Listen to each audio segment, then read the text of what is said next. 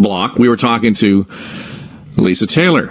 And so I think this kind of fits nicely because she spent the time telling us why we culturally in the workplace really need to get our head around the fact that we're missing out on a great resource, a human resource, and that is the cohort of veterans in this country who, are transitioning out of the military, have finished their commitment to the military, and now they want to get into the workplace because, that's kind of what they need to do.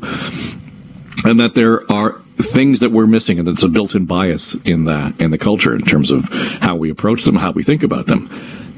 Terrific. Get it. Now, how do we make sure that they are well-trained and literate in what is going to become a digitized economy?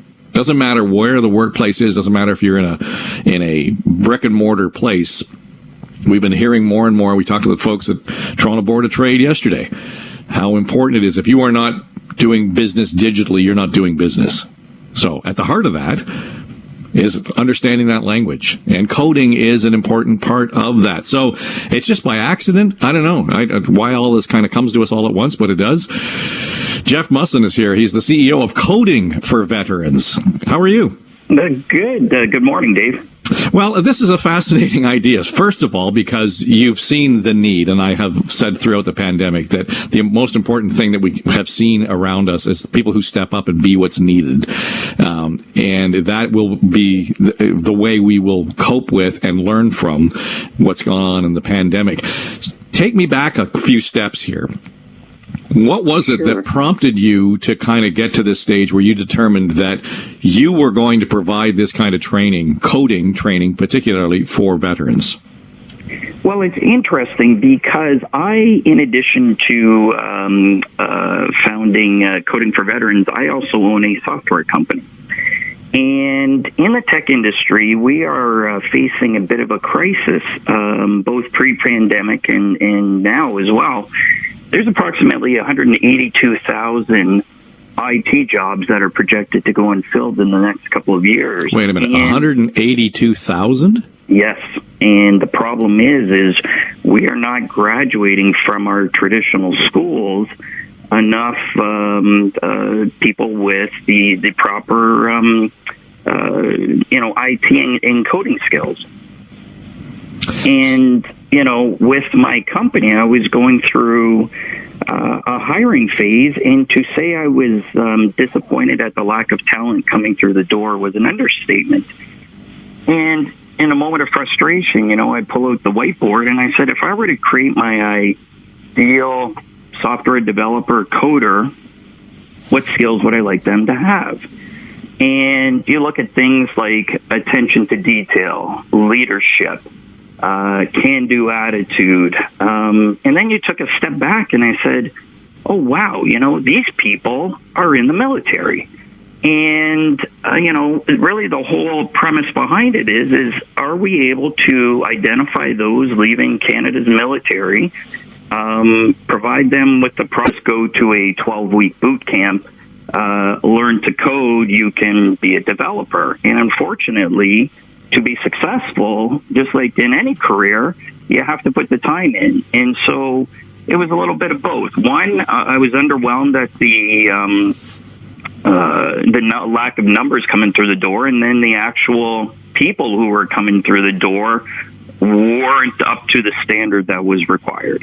So, and it's great to say, I know you're kind of taking this show on the road and you're going to make various stops across the country and make it available to the veterans, but this can't just be sort of a one-off afternoon of here's how the basics of coding. To your point, this is a more learning that has to be done, and I would think that there's almost a mentorship or an apprenticeship element to it. No?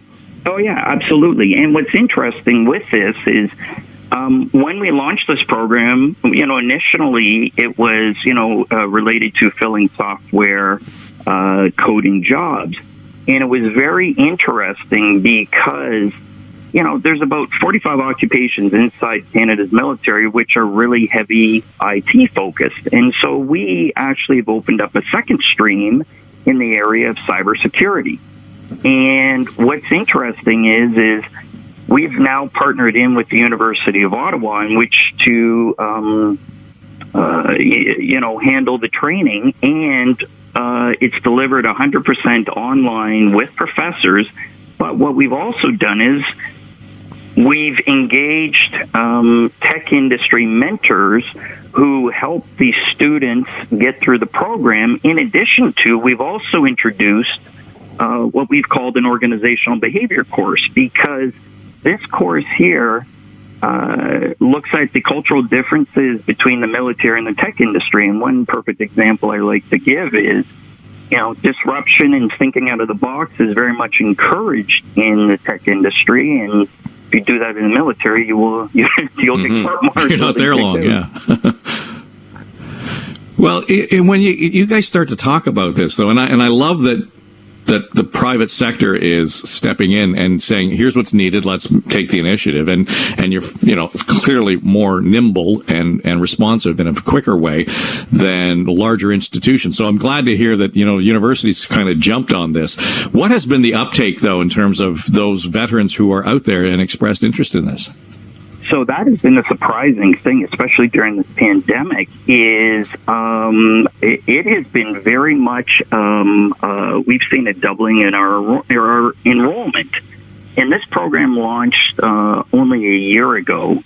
And what's interesting is that, when you actually look at it from a soft skills point of view, it really makes sense.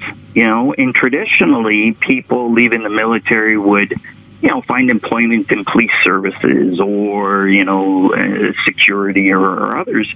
And we're saying it's actually better than that. Look at your soft skills and let's start applying those to careers. And especially in the tech industry, you'll have long-term employment. You'll have salaries approaching,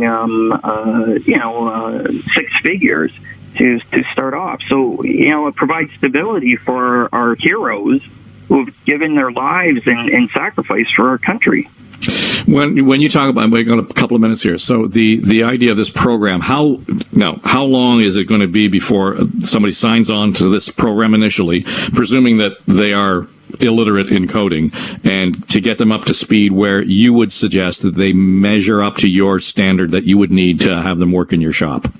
Yeah, so what we've done is we worked with the University of Ottawa to drill down to focus on the specific core courses. The other thing that we've done with this was we engaged top HR and IT professionals from Canada's big banks, the defense industry, to other IT companies. And what we've done is we've condensed the program down to 8 months for someone to go from not knowing anything about coding to being able to get a job as introductory to intermediate software developer. And the beauty of our program is it's also flexible, where if someone is currently working and they want to take this, they have actually up to 24 months in which to complete it. It's all called Coding for Veterans. And Jeff, thanks for joining us. So we're going to follow up with you in a couple of months just to see how this is playing out, because it's an important part not just of our recovery in COVID, but again, as I say, where private sector is stepping up to be what's needed, and that's going to be a huge backbone in the recovery here. So we appreciate it.